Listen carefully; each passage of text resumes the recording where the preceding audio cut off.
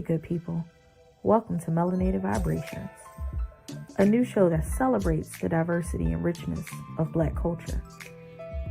Join us as we delve into our individual mental health and overall mental health of our community. From the latest trends to the timeless coping mechanisms, we'll showcase the best of what it means to be mentally healthy.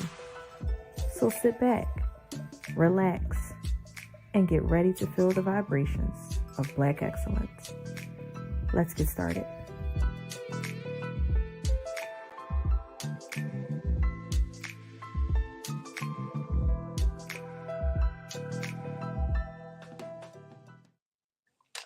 Happy Monday, everyone, and the first day of spring. Didn't initially feel like that, but I'm glad it warmed up. Thank you all for joining me this evening to Melanated Vibrations. We are going to get started as always. We are going to start with our grounding technique. This week, we're going to do one that we've done before. It's actually kind of one of my favorite ones. For those that know what the 5, 4, 3, 2, 1 technique is, that is what we will be doing this evening. So if you are in a safe space, not driving, somewhere where you can either sit down or stand up, but if you're sitting down, please make sure that your feet is touching the floor or just some type of flat surface. If you're standing, just kind of stand straight with your posture. And so we are going to get started. We are going to first start with our feet, as we always do, because that's the whole point of it being a grounding technique. So we are going to wiggle our toes, get our feet moving. We're going to start working our way up, moving our legs, getting our legs moving, swinging our feet back and forth, kind of just getting the blood flowing. We're going to work our way up and we're going to, kind of shake our fingers out, move our arms. Some of us have been sitting in an office all day, so we kind of want to make sure we stretch and kind of get the blood flowing, get the brain working. So we're going to do that, and then we're going to get started. Now, as we do this 5, 4, 3, 2, 1 technique, the most important thing is to remember to breathe, to continue to take deep breaths in through your nose and exhale out through your mouth. So first thing we're going to do is we're going to look around in the space that we are in, and we are going to count out loud 5 things that we are able to see. So I want you to look around wherever you may be and say out loud 5 things that you can see. Again, remember to breathe as you are doing this. So my 5 things: I can see my mirror in front of me. I can see my bag of pistachios. I can see my TV. I can see my shoes, and I could see my window. So those are my 5 things. Again, while we are saying them out loud, let's remember to continue to breathe in through our nose, out through our mouth.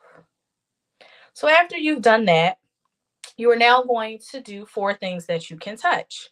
So again, if you are in a safe space, you are going to touch 4 things. Again, remember to breathe and take a breath between each thing that you name.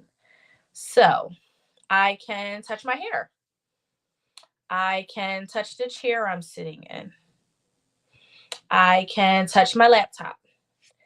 And I can touch my remote control. So those are my 4 things. Again, remember, we are going to continue to breathe in and out so that we are grounding ourselves. Now we are going to move to 3 things that we can hear. So as you listen closely, 3 things that I can hear is: 1 is my voice. I can hear my son's TV. He's watching something on YouTube. And I think that may be crickets outside. It's some type of insect outside. I can hear that. So again, as we're naming them, remember to breathe in and breathe out so that we are staying centered and grounded. We're now going to do 2 things that we can smell. So right now I can smell the lip gloss I have on, some type of fruity lip gloss.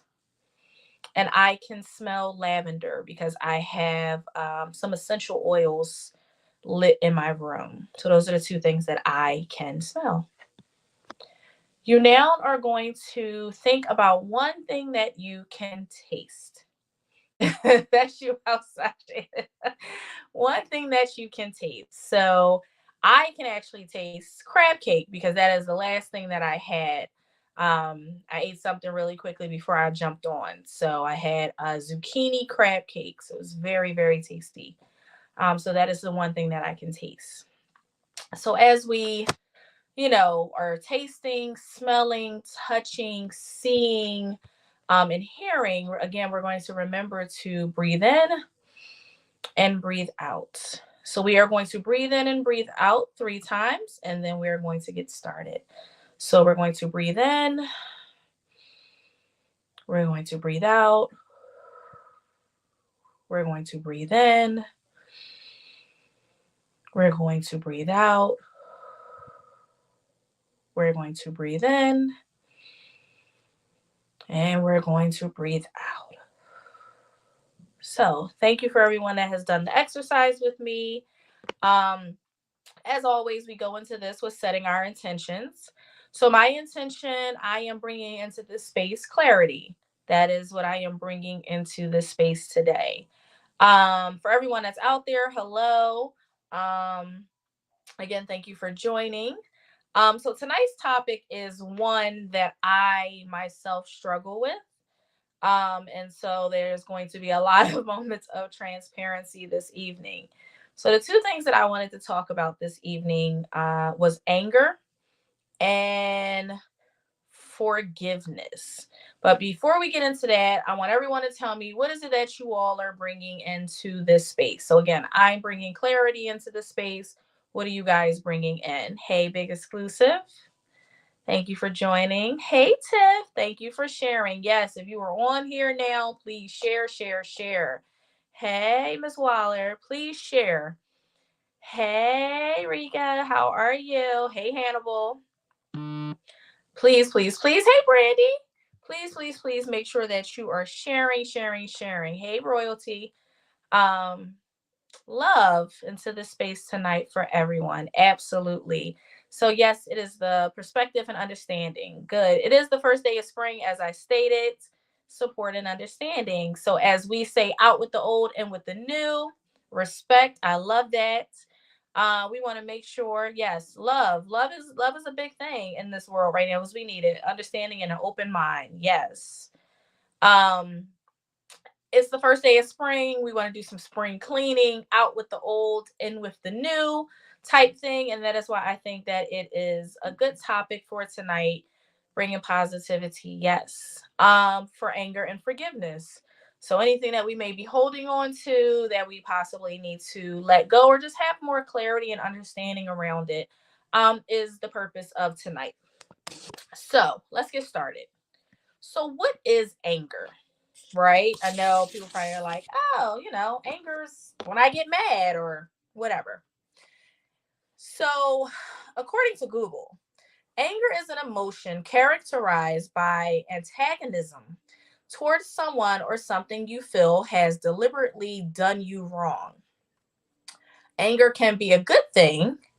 It can give you a way to express negative feelings, for example, or motivate you to find solutions to problems. But excessive anger can cause problems. So, there are 3 types of anger, which basically help shape how we react in a situation that makes us angry. Yes, happiness. Hey, best friend. Um, so there are 3 types of anger. There is passive, or 3 types of anger: passive aggression, open aggression, and assertive anger. If you are angry, the best approach, they say, is assertive anger. So let's dive into what passive aggression is. So many don't like to admit that they are angry. So sometimes we get upset. We won't admit that we're angry about something because for most people, they don't like confrontation. A lot of people just do not like confrontation. They don't like that if the moment they express how they feel about a thing or, express that anger or that frustration, that certain buzzwords for the other person can turn into a whole argument and it can be confrontational. This is called passive aggression. So this comes out in things like becoming silent when you're angry, sulking, procrastinating, putting stuff off that you need to do, and pretending everything is fine. Passive aggression comes from the need to be in control. Um, Open aggression. Open aggression, on the other hand, many people have a tendency to lash out in anger and rage, becoming physical or verbally aggressive, and can oftentimes hurt themselves or others. This is called open aggression. This comes out in fighting, bullying, blackmailing, accusing, shouting, bickering, sarcasm, and criticism. Open aggression comes from a need to be in control. Want a hand with dealing with open aggression? They say continue to read forward. So let's get to assertive anger. Assertive anger is a healthy way to deal with anger, and it is by being controlled and confident. So talking and listening and opening and being open to help in dealing with a situation. This assertive anger can help relationships to grow. It means think before you speak, be confident in how you say it, yet open and flexible to the other side or the other person's point of view. It means being patient, not raising your voice, communicating how you are feeling. Hey, Sonia, how you are feeling emotionally, and really trying to understand what others are feeling. When you deal with anger assertively, you demonstrate that you are mature and care about your relationship with others and yourself. So, out of the three types of anger that I just mentioned, again, there's passive aggression, open aggression, and assertive anger. For those in the audience that get upset or have ever been angry, or something that is more of a reoccurring thing for you, where would you say you fall? Excuse me. I know for me, I have open aggression. I already know. I'm not passive aggressive. It's just aggressive for me. Um, my anger has gotten better over the years. Hey, Q. I appreciate it. Thank you. Um, I know for me over the years, I've learned to tame my anger. Um, at any given time, absolutely. We can literally go up and down the scale at any given time, given the situation, given the person. I know for me, I used to just like lash out at people. Now I kind of take a step back. I kind of think about it, but it really does kind of depend on the situation I'm in. If I feel like I'm being pushed up against the wall, I'm like what do they say, a raccoon or a possum. Like if I feel like I'm being backed into a corner, I'm gonna attack. Like that's just me. So I would say open aggression is something that I still struggle with, but I've gotten better over the years. Um, because when it comes to like that whole trauma response of like fight or flight, I'm fight. Like I'm always in fight mode. So I know for me, I would say that I am open aggression. Time to be able to control it takes time. Absolutely. Absolutely. I would say assertive, also depending on the situation for me. Absolutely. You really have to like push someone to that limit. Um, and like I said, even at this big age, open aggression is still something that I suffer with, I still struggle with, but I don't do it as often because I am a mom. I have, licenses and different things that I could lose, that it's just like it's not worth it. Some years ago, maybe in my 20s, like where it talked about like anger and rage, like road rage used to be like, it still bothers me. I ain't gonna lie, because sometimes y'all just some of y'all be out here driving, I just be wanting to fight, just hop out the car. But I don't hop out the car anymore, but I will say I used to. I was really good for hopping out the car. People crazy these days, everybody want to shoot, so I don't do that no more. But my anger used to be so bad that driving, I literally would just hop out the car, like I want to fight, get out car and park. So growth, people, growth. So those are the three types of anger. um Forgiveness is always important. If a person has apologized for making you angry, or if you realize that the situation isn't worth it, um, be open to forgive them and willing to be forgiven and forgive yourself. I think that is probably the most important thing. Um, there are a lot of things that we deal with as humans, from childhood to the grown age that we are now, where there are people that we have yet, thank you, Sonia, that we have yet to forgive. That we're walking around and we're holding on to this thing and allowing these people to have the power over us that they should not have. Um, when it comes to anger, there are a few things to remember and that are important, right? You have to be open to forgive. You may not want to, but again, we don't want people living rent free in our head. We already got enough stuff that we're dealing with in this thing called life. But also be willing to be forgiven if you are the person that causes, hey, if you're the person that causes someone to be angry or to act out of character. And then also learning to forgive yourself, showing yourself some grace. We all deserve grace. Um, Everyone loses control every once in a while, no matter how much we try to control it. There is something in this world that is going to piss us off where we are going to respond and lash out, or we may be the person that is the passive aggressive person, where it's like we shut down, we don't like confrontation, we rather just, go in our hermit shell and then kind of just like not deal with it, procrastinate, not really deal with what we need to deal with because this thing has made us so angry, but we don't want the confrontation that comes with it, so we just shut down. And so with that, this will help you calm down and will help your relationships with others to flourish. Remembering that you are important, your life counts, and you can make a difference in this world.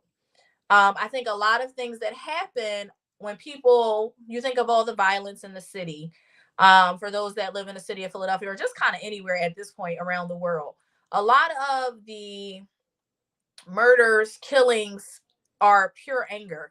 They are out of pure anger. They are not from a place of logic or reasoning. Um, they come from a place of anger and hate and frustration, that unfortunately is not effectively being communicated. And especially when it comes to the Black and Brown community, we are not talking, we are not having these conversations. Unfortunately, a lot of our younger people are taking others' lives because they don't realize how important like life is. Like once you do that thing, you can't undo it. Once you take that person's life, it is over.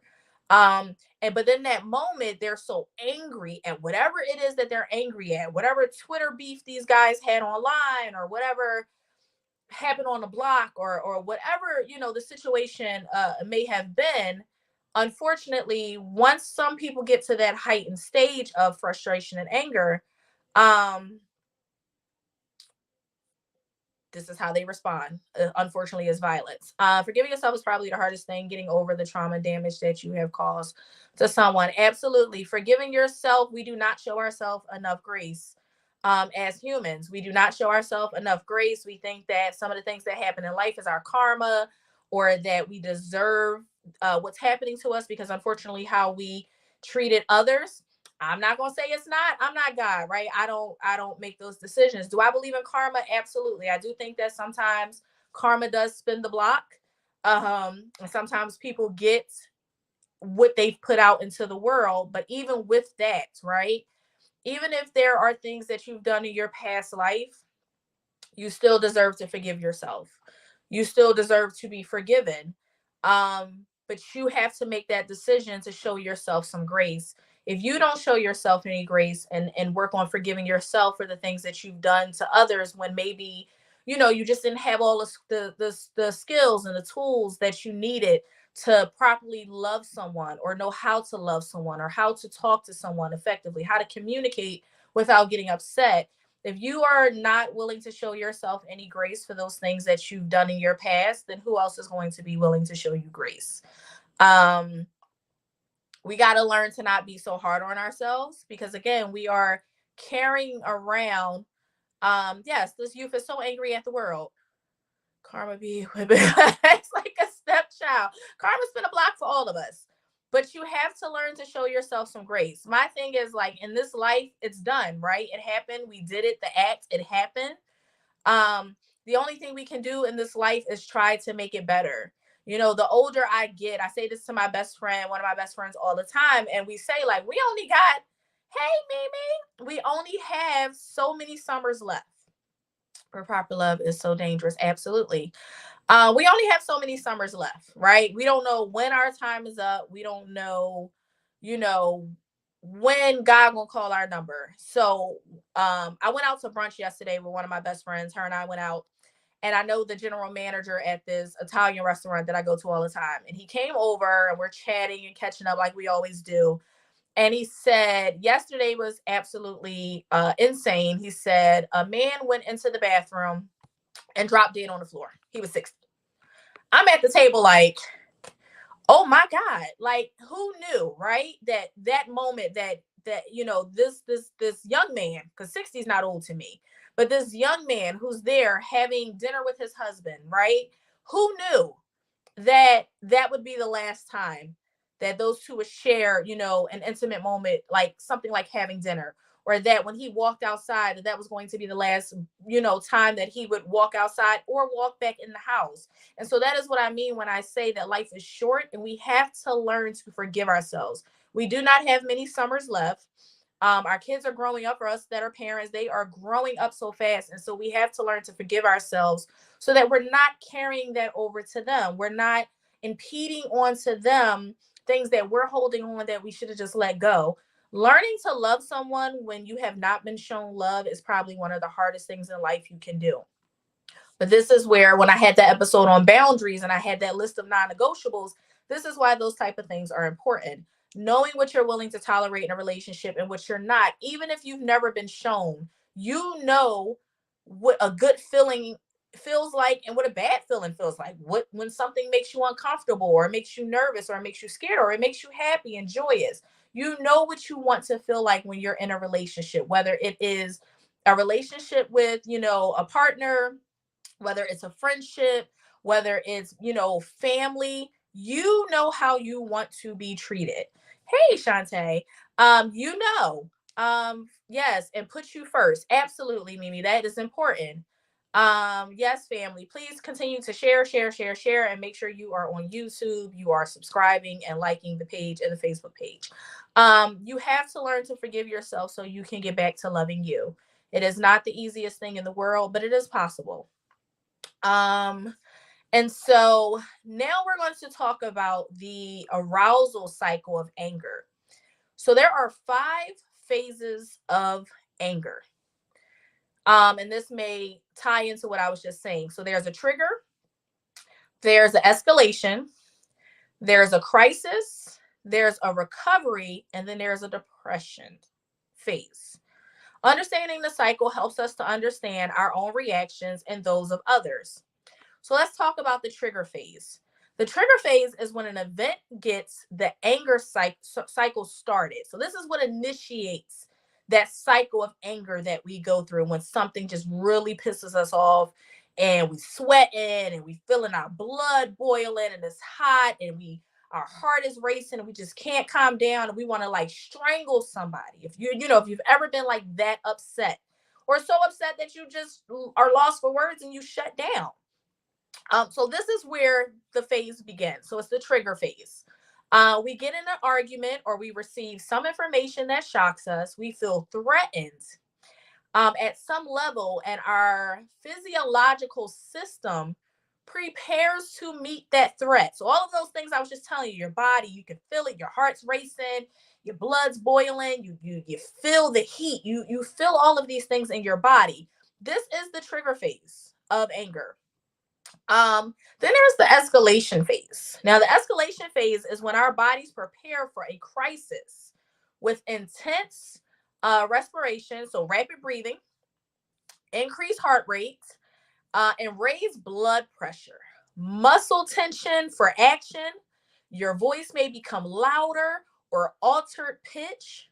Our eyes change shapes, our pupils enlarge, and our brows falls. take note of these things the next time you feel angry. Your body stance may change as well. I think that is so important, right? So when I have clients and I talk to my clients, even if it's not just anger, we're talking about anxiety. I'll say, well, what is your soma doing? Your somatic, right? Your soma is your body. What is your body doing when you are anxious and overwhelmed? And I believe I posed this question to you guys a few weeks back. Anger works the same way.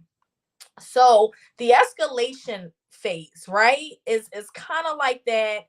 If you're a fighter, like I told you guys, I'm fight or flight, right? Like I will get into fight mode. What is your body doing as things escalate, right? If you're arguing with somebody and you know it's about to go left, what happens in your body?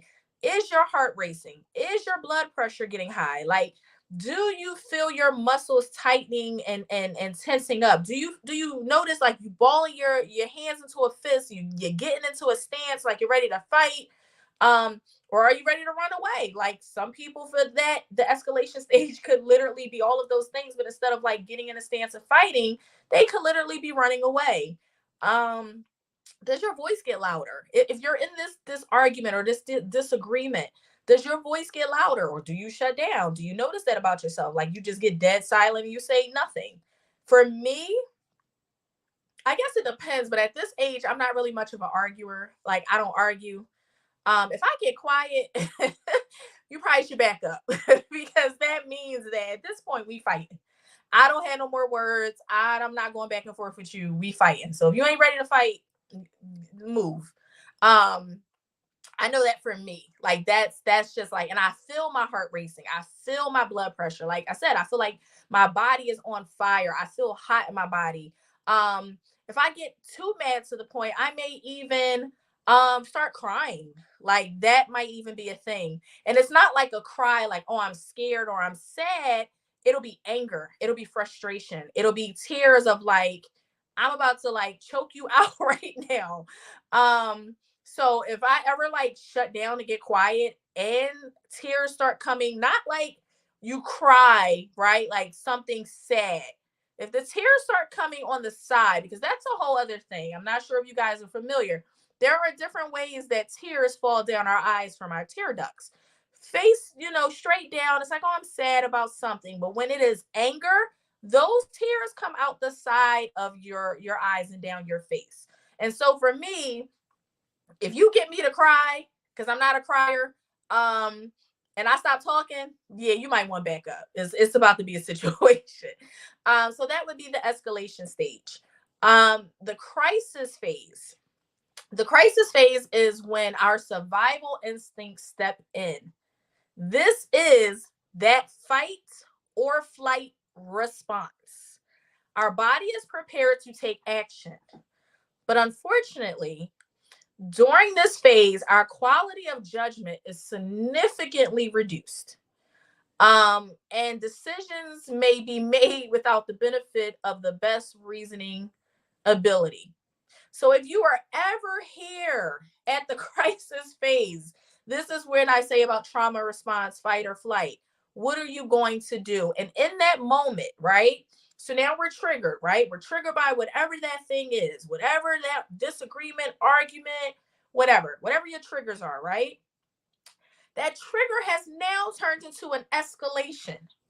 So now things have escalated, but that escalation is now affecting your whole body. You are getting hot, you're sweating, your heart's racing, your blood pressure's up.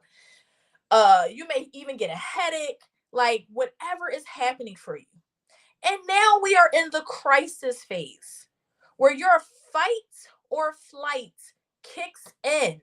And now all rational decisions that you would have made on a normal day, if they'd have just caught you on a better day, goes out the window.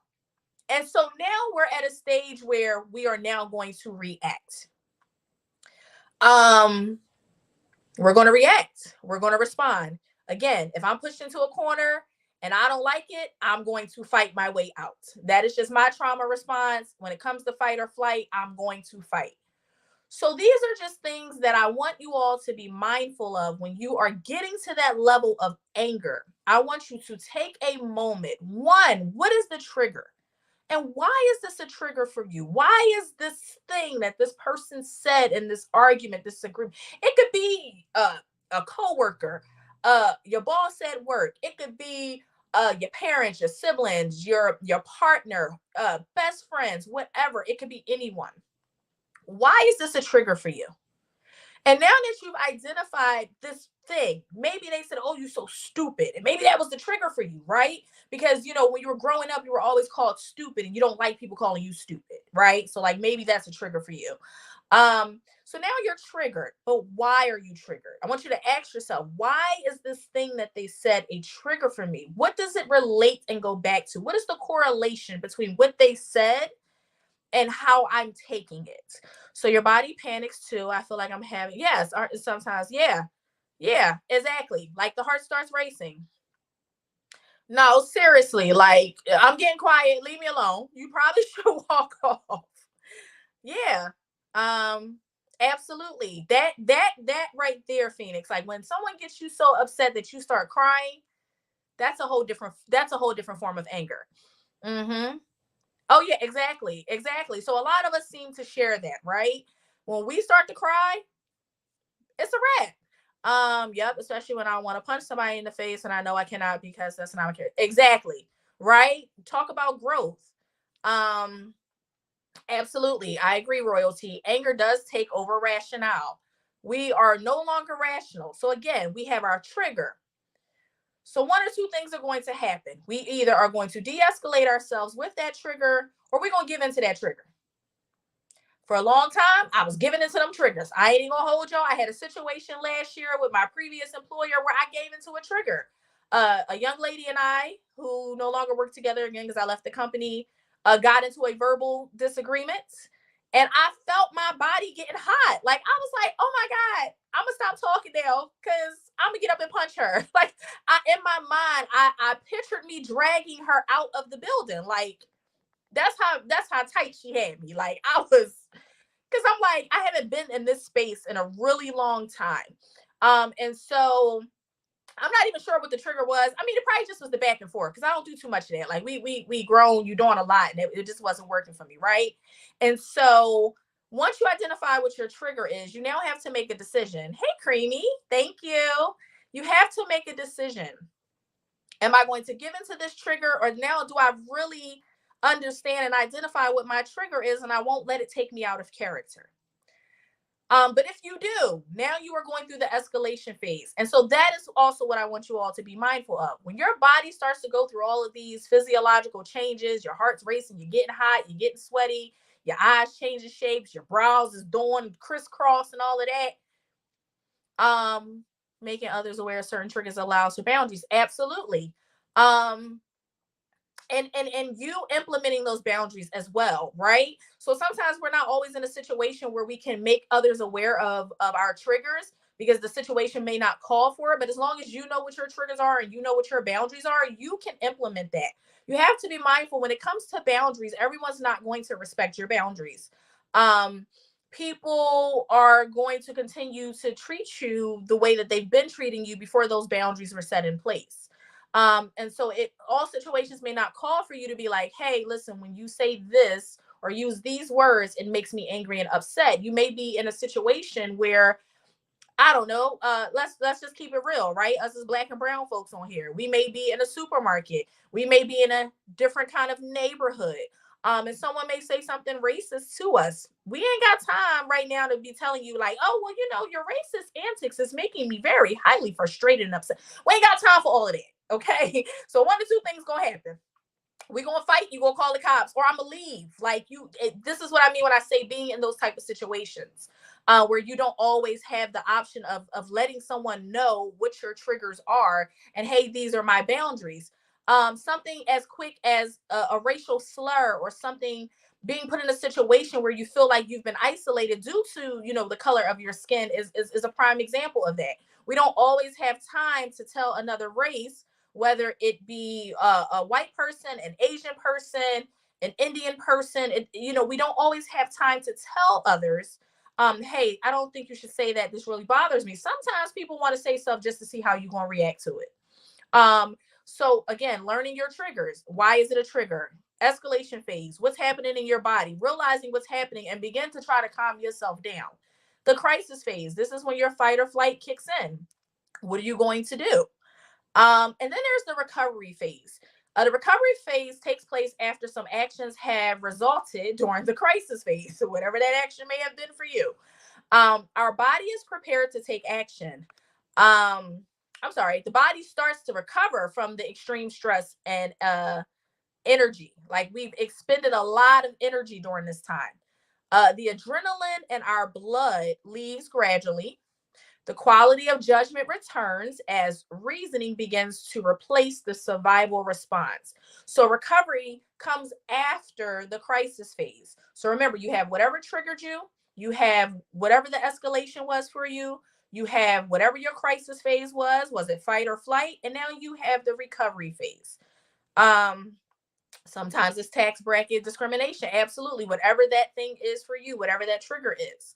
And then we have what's called the post crisis depression phase. And this is a point when the body enters a short period in which the heart rate slips below normal, so the body can regain its balance. Awareness and energy returns to allow us to assess what just happened. We may begin to feel guilty, we may regret it, or feel emotionally depressed. So the post crisis depression phase comes at the very end. It's once our body begins to regulate back to normal, our blood begins to flow, we begin to calm down and start thinking rational and logic. This is when we start thinking like, hey, could I have handled this better? Do you feel guilty about it? Do you regret what happened? Do you feel emotionally depressed and drained? The situation I was just telling you guys about, I want to say I went through all of those after I thought about it, because I was like, I'm better than this. Like, why did I allow this person to bring me down to their level? And I started to feel a sense of guilt, like, you know better. You have so much you could lose in this moment, and you allowed someone to take you out of character, and that's not who you are. I began to regret, like, even entertaining the confrontation. Um, Unfortunately, that confrontation came with a 5-day suspension. So I was suspended from work for 5 days.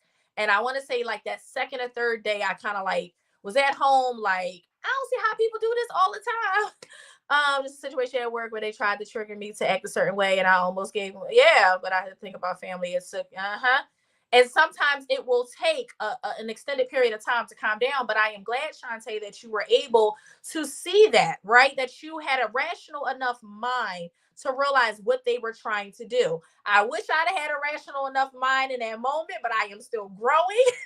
I'm still working on my anger. But I end up getting suspended for 5 days, and around like that second or third day, I was just home. Like, I don't see how people do this all day. I'm not about to sit here and watch Jerry or Maury. Like, I'm not about to do this. This is ghetto. And I felt myself starting to slip into a depression and get sad. And, as a therapist, someone who sees this all the time with other people, I was able to identify it. So what I did was, I got up and I went and did my favorite thing that I love to do. Well, one of my favorite things besides eating. Um, I got up, I went to BJ's, I bought some snacks from my house, and then I went over to Target. Absolutely favorite thing to do. I went over to Target, I bought me some candles. I think I stopped at Chick-fil-A, got some food, got me something with a milkshake. And I'm eating my food, I'm listening to my music. I love music. Music's always my calmer. Um, and then I got back home. I cleaned real good, washed clothes. I lit one of my candles, and I kind of just reset myself. And as the days progressed, I felt better about the situation. I still took accountability that, I should have handled it differently. I shouldn't have let this person get out of character. And then I kind of just went forward and moved on from there. And so that was my post-crisis depression phase. So kind of things that we should do in order to kind of avoid that cycle if we can, or when we feel ourselves getting angry. One thing we can do is to think before we speak, right? What do they say? Sometimes, what did they say? A drunk tongue speaks a sober heart.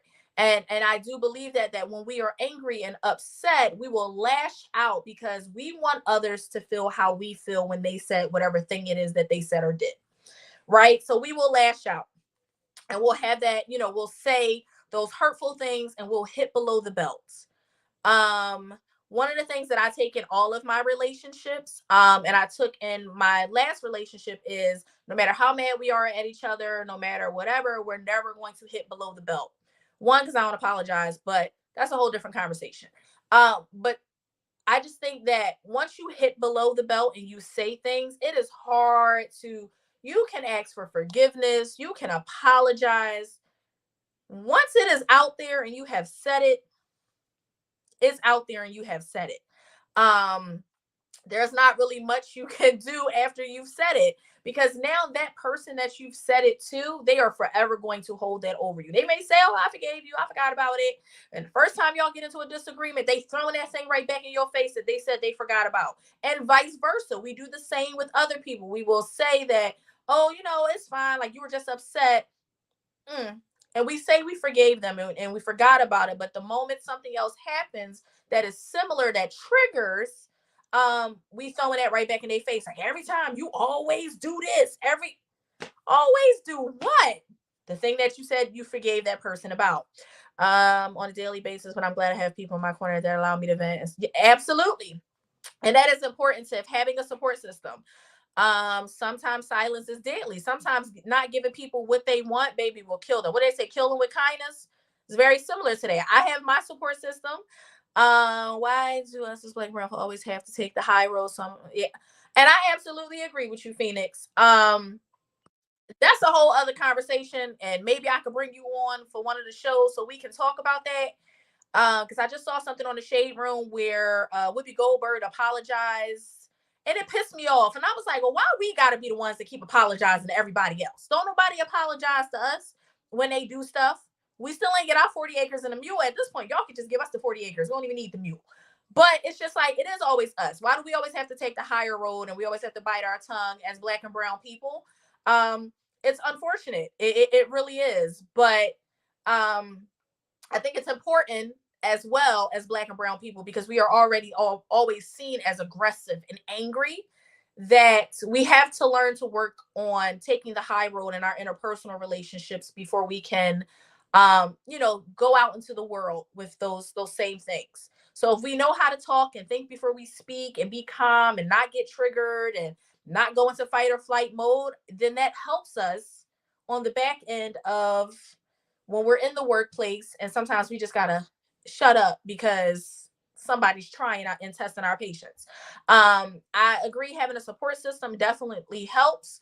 At the new job that I'm at, when I tell you they is testing my patience, it's a lot. It is a lot. But I have my support system, and I'm so grateful for them, because I be calling them like, listen, you know what I mean? Like, you gotta have those people. I think I've had a glass of wine every day since I started, and that's not me, because I don't drink on like just a weekly basis. Like, it's like social drinking. So yeah, it's one of those kind of jobs. So thinking before we speak. Also, once you're calm enough to like be rational, express your concerns. So as soon as you're thinking clearly, express your frustrations in an assertive but non-confrontational way. State your concerns and needs clearly and directly without hurting others or trying to control them. This is also where your boundaries come in. So there is a way to be assertive and not aggressive and not confrontational when expressing to someone what it is that made you upset in the first place. But only do this once you are calm. Getting exercise. Physical activities can help reduce stress that cause you to become angry. If you feel your anger is escalating, go for a brisk walk or run, or spend some time doing enjoyable physical activities. Whatever those physical activities for y'all are, y'all get the point. Take a time out. Time out is not just for kids. Some of us as adults need to just go on and take a time out. Go sit in the corner and have yourself a time out. Give yourself a short break during times of the day that tend to be stressful. A few moments of quiet time may help you feel better prepared to handle what's ahead without getting irritated or angry. Like I said, this new job, baby, I feel like I'm being gang initiated. Yeah, nobody puts baby in the corner. Baby, I go put myself in the corner. Okay, I'm trying to tell y'all this new job is a lot. It feels like a gang initiation. I don't know. I'm being jumped in right now. I will, the good thing about having an office is I can just shut my door. And I have those moments where I will have 5 minutes to myself. I'll put a gospel song on. I love Yolanda Adams. And I will just set the atmosphere and I will pray and I'll prepare myself for what is ahead of me because I don't want to show up angry and irritated to others because it's like I can't never say that. I'm here to be a professional. Or even with like interpersonal relationships with friends and family, having that 5 minutes, 10 minutes, whatever the time is that you feel like you need to yourself, take it. Excuse me. You do not want to show up irritated or angry because that, my folks, back to number one, that could be a trigger. That could initiate an argument. That could initiate confrontation.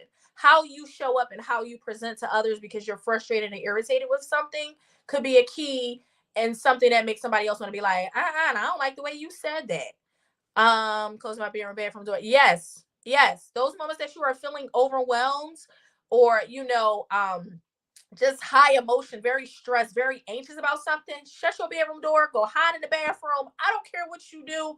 Have that time to yourself. Identifying possible solutions. Instead of focusing on what made you mad, work on resolving the issue at hand. An example could be, does your child's messy room make you upset? I know my son's does. Close the door.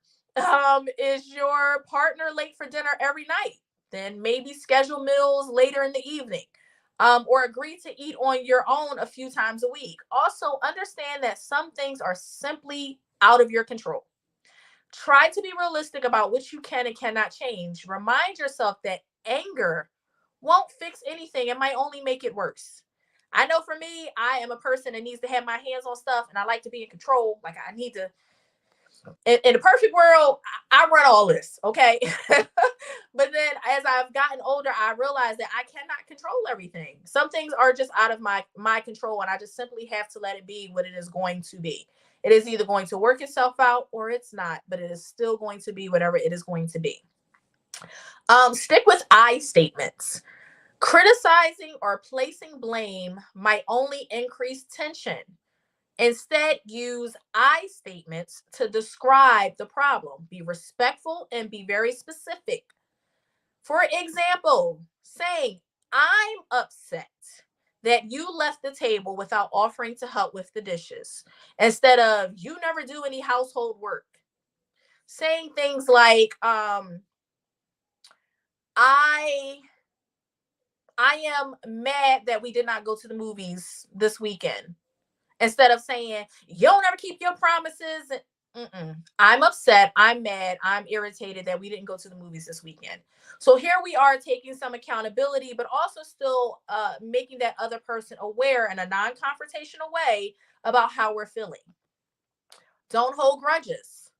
Forgiveness is a powerful tool. If you allow anger and other negative feelings to crowd out positive feelings, you might find yourself swallowed up by your own bitterness or sense of injustice. Forgiving someone who angered you might help you both learn from the situation and strengthen your relationship. Use humor to release tension. Lighten up. Lighting up can help diffuse tension. Use humor to help you face what's making you angry and possibly any unrealistic expectations you have for how things should go. Avoid sarcasm, though it can hurt feelings and make things worse. As a culture, as Black and brown people, we use comedy to kind of relay our pain and kind of how we feel about things, right? Like all comedians that we've seen that look like us all tell stories about like how it was growing up and what life was like, and before the money and before the fame. Kevin Hart has a whole series of Laugh at My Pain. It's a whole like comedy thing. Because that is the truth. Humor can release tension. If you throw a little joke in there, but not a pop shot. Okay, I'm good at throwing shade. So throw a little humor in there, lighten up the situation so it's not so intense. But again, avoid the sarcasm because whatever your triggers may be, that person's triggers may be that as well, and vice versa. Practice relaxation skills. When your temper flares, put relaxation skills to work. Practice deep breathing exercises, some of the grounding techniques that we've done over the course of, these this little over a month we've been together. Imagine a relaxing scene. Imagine the ocean or the beach or whatever it is that, a rainy day, staring out the window at nighttime while it's raining. Whatever that relaxing scene is for you, try to picture that. Or repeat a calming word or phrase, such as take it easy. You might also listen to music. I told you, music is my therapy. I love music. Write in a journal or do a few yoga poses. Yoga is really good for when you are upset because it helps your body to release all of the stress, anger, and anxiety that you are holding and that your muscles are feeling when you are tense. Whatever it takes to encourage relaxation, go ahead and do it. The last one for this is know when to seek help. Learning to control anger can be a challenge at times. Seek help for anger issues. If you are angry, you seem like you're out of control all the time, and it causes you to do things you regret or hurt those around you. Know when to seek help, right? You have friends, you have family, whatever your support system is, whoever it is you need to talk to, find you a therapist. If your anger is controlling you, more times than it's not controlling you, and you're always angry and upset, and you're out of control when you're angry, and you do things that are irrational, and you are confrontational, and you are physical, and you are trying to hurt yourself or others, please, please, please, please, please seek help. There is nothing wrong with seeking help to help deal with your anger. It's nothing wrong with it at all. So now let's get into forgiveness. What is forgiveness? Forgiveness means different things to different people, but in general, it involves an intentional decision to let go of resentment and anger. The act that hurts or offended you might also be with you, but working on forgiveness can lessen that act um, and the grip that it has on you. There are three types of forgiveness: exoneration. I'm sure that's a familiar, phrase. Forbearance. When I think of forbearance, I think student loans. And release. Exoneration is the closest to what we usually think of when we say forgiveness, right? You've been exonerated. Exoneration is wiping the slate entirely clean and restoring a relationship to the full state of innocence it had before the harmful action took place. There are three common situations in which exonerations apply. So the first common situation could be the first takes place when you realize that the harmful act was a genuine accident for which no fault can be assigned. Like, it just was an accident. They didn't mean to do it. They didn't mean to say it. It had no malice. There was no ill intent behind it. It literally was an accident. It was a genuine accident. The second is when the offender is a child or someone else, for whatever reason, simply didn't understand the hurt they were inflicting on you and towards whom you have loving feelings. For those of us that are parents, for those that have younger children or older children that once were younger, children gonna hurt your feelings, okay? They don't care. They gonna tell you the truth. Children are one of the most truthful beings on this planet. They gonna tell you how they feel, if they like it, if they don't, they have offended you. And sometimes you just got to sit there and look and be like, Lord Jesus, I am raising such a truthful human being, but goodness. Or just anyone else, for that matter, who doesn't really understand like what they said or did, how it lands on you, and understand how that has impacted you. And this is someone that you love and hold near and dear to your heart. The third situation occurs when the person who hurt you is truly sorry. They take full responsibility without excuses for what they did. They ask for forgiveness and gives you confidence that they will not knowingly repeat their bad actions in the future. Um, this is probably the most important one, the third situation. This is where accountability comes into play.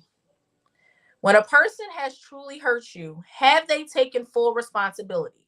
Not made excuses and said, oh, well, I responded or I did because you said or you did, or no, no, no, no, no. I'm talking about no excuses.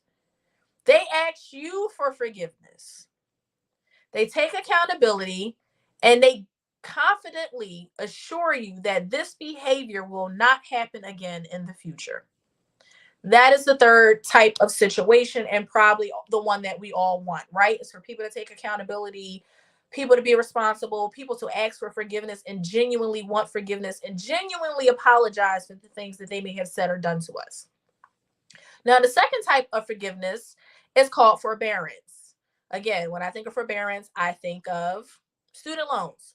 Now, here is where it gets a little complicated. Forbearance applies when the offender makes a partial apology or mingles their expressions of sorrow with blame that you somehow caused them to behave badly. An apology is offered, but it's not what we had hoped for, or may not even be fully authentic. While you should always reflect on whether there's a provocation on your part, even when you bear no responsibility, you should exercise forbearance if the relationship matters to you. So, how important is this relationship? Cease dwellings on a particular offense, do away with a grudge, and fantasies of revenge. I'm very good at trying to figure out how I'm gonna get my lick back. I'm petty. I am. I will admit to that. But retain a degree of watchfulness. Still be mindful and watchful.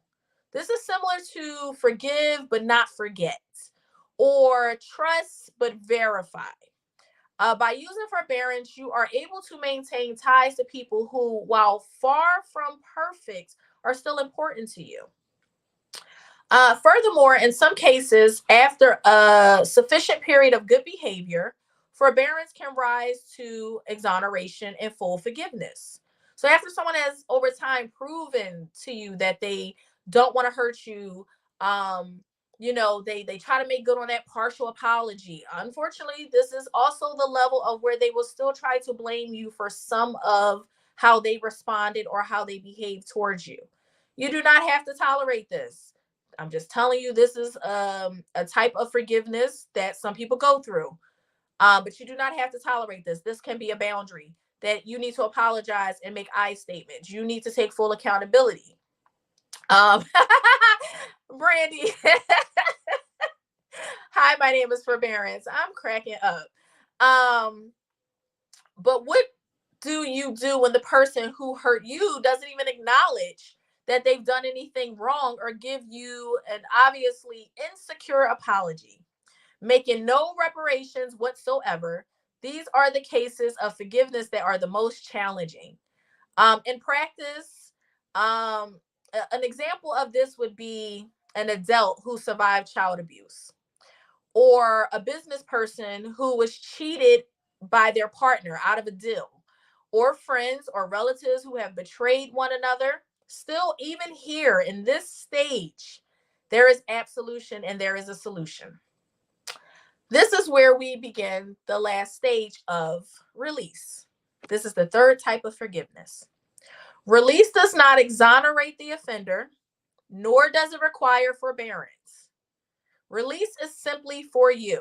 As I tell my clients, forgiveness is for you, it is not for the other person. It doesn't even demand that you continue the relationship, but it does ask that instead of continuing to define much of your life in terms of the hurt done to you, that you release those bad feelings and your preoccupation with the negative things that have happened to you. Release does something that is critically important. It allows you to let go of the burden, the silent tax that is weighing you down and eating away at your chance for happiness.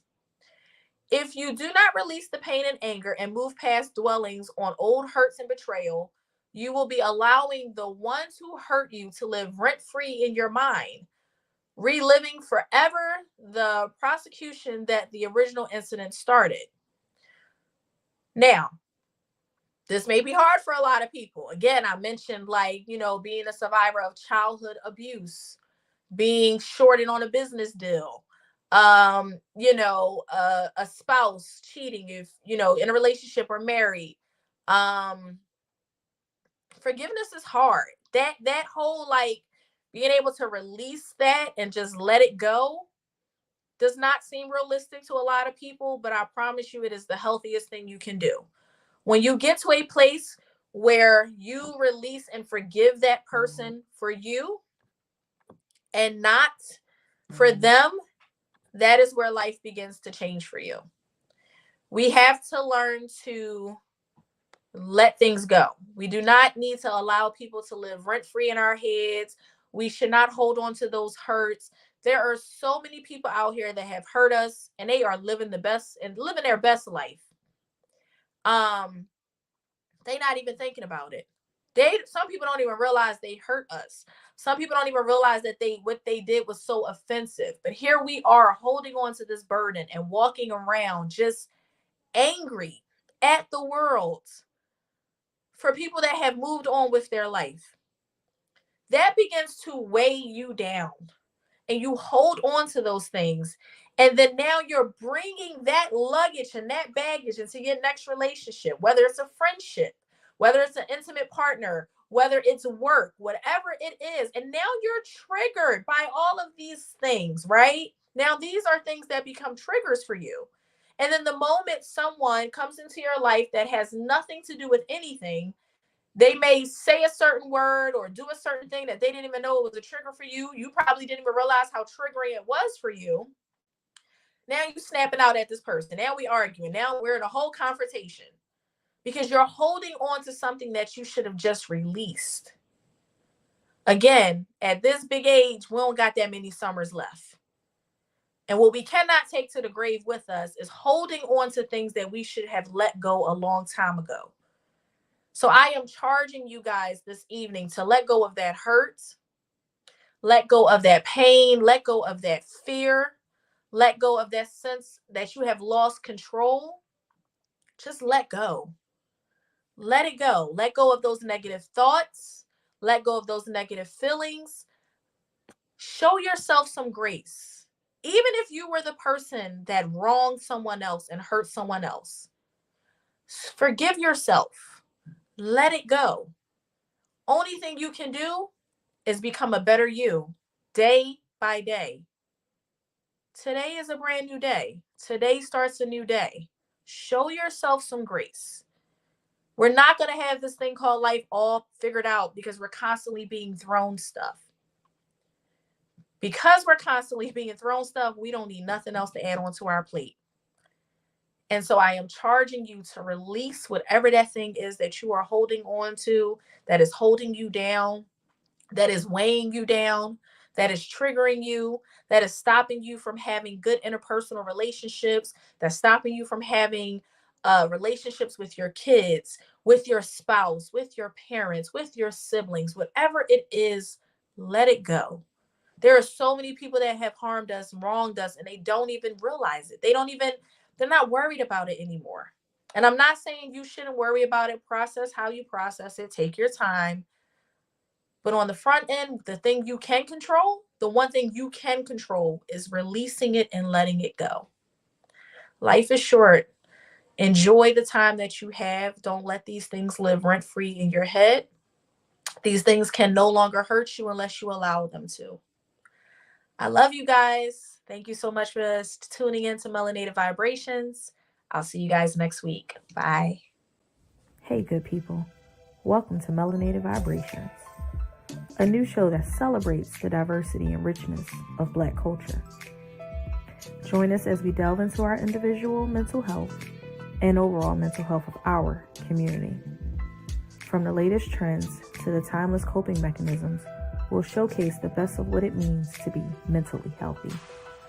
So sit back, relax, and get ready to feel